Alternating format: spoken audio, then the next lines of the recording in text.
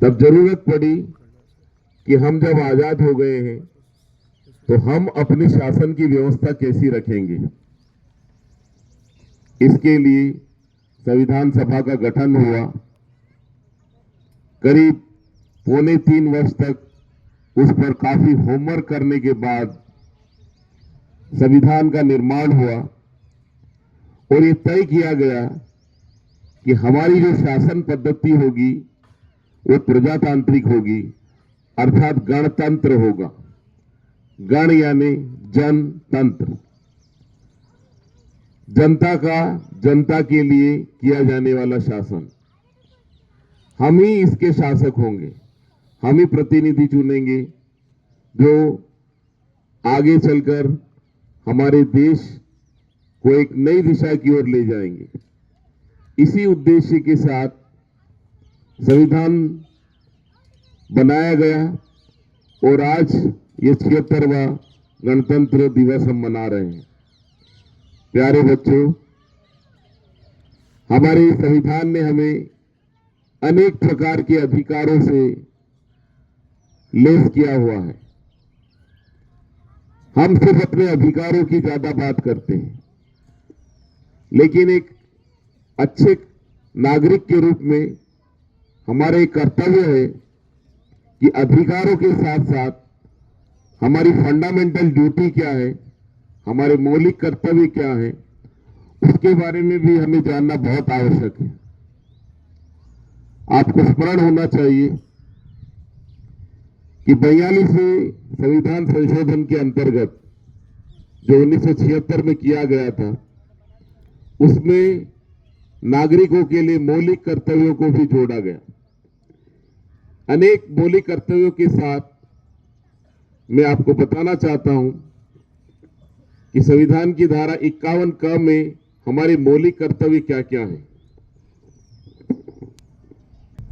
संविधान का पालन करना, संविधान के आदर्शों, संस्थाओं, राष्ट्रध्वज और राष्ट्रगान का सम्मान करना, देश की रक्षा करना, देश की सेवा करना, देश में समरसता और समानता की भावना को बढ़ावा देना, प्राकृतिक पर्यावरण की रक्षा करना, वैज्ञानिक दृष्टिकोण और ज्ञानार्जन की भावना विकसित करना, सार्वजनिक संपत्ति की सुरक्षा करना, स्वतंत्रता के लिए राष्ट्रीय आंदोलन के आदर्शों का पालन करना। जब हम स्कूली शिक्षा के दौर में होते हैं तो हमें सबसे पहले इन मौलिक कर्तव्यों में से कम 3 मौलिक कर्तव्यों का हमें जरूर पालन करना चाहिए कि हम अपने प्राकृतिक पर्यावरण की रक्षा अवश्य करें।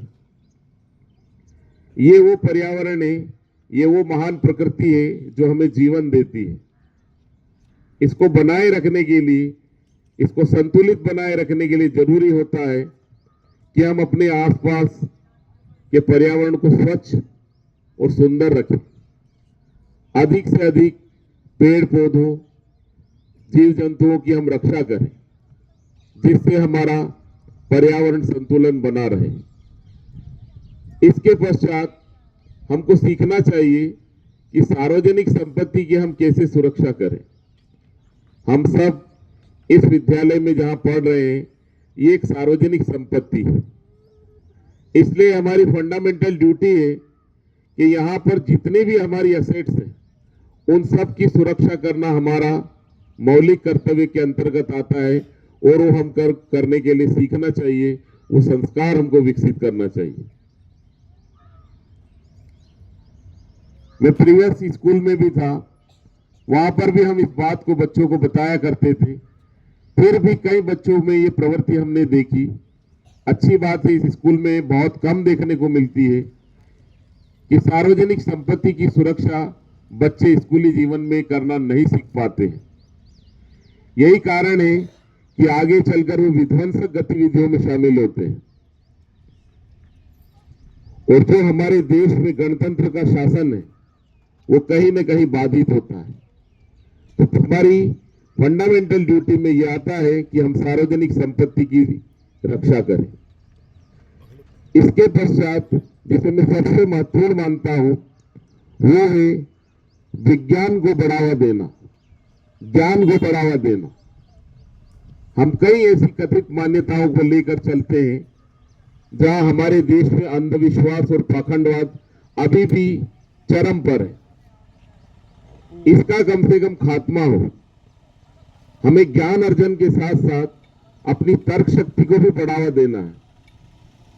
क्या अच्छा है, क्या बुरा है, इसको हमको सीखना होगा और ये तभी आता है जब हम विज्ञान और ज्ञान के क्षेत्र में आगे बढ़ते हैं। तो प्यारे बच्चों, इसके लिए कोई बहुत ज्यादा मेहनत करने की जरूरत नहीं है। ये महत्वपूर्ण बिंदुओं में से इन 3 बिंदुओं पर भी अगर हम ध्यान देते हैं तो हम अच्छे नागरिक बन सकेंगे।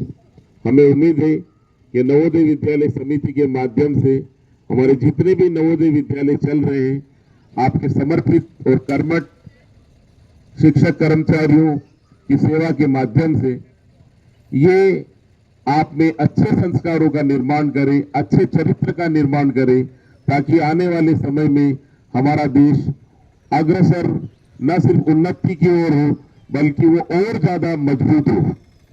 आप सबको पुनः इस गणतंत्र दिवस की बहुत बहुत हार्दिक शुभकामनाएं। हम उम्मीद करते हैं कि गणतंत्र दिवस जब हम मनाते हैं तो संविधान सभा में दिए गए या संविधान में दिए गए मौलिक कर्तव्यों का हम कम से कम पालन करने का अवश्य प्रयास करेंगे। मैं अपनी वाणी को विराम देना चाहूंगा। पुनः आप सबको शुभकामनाएं। जय हिंद, जय भारत।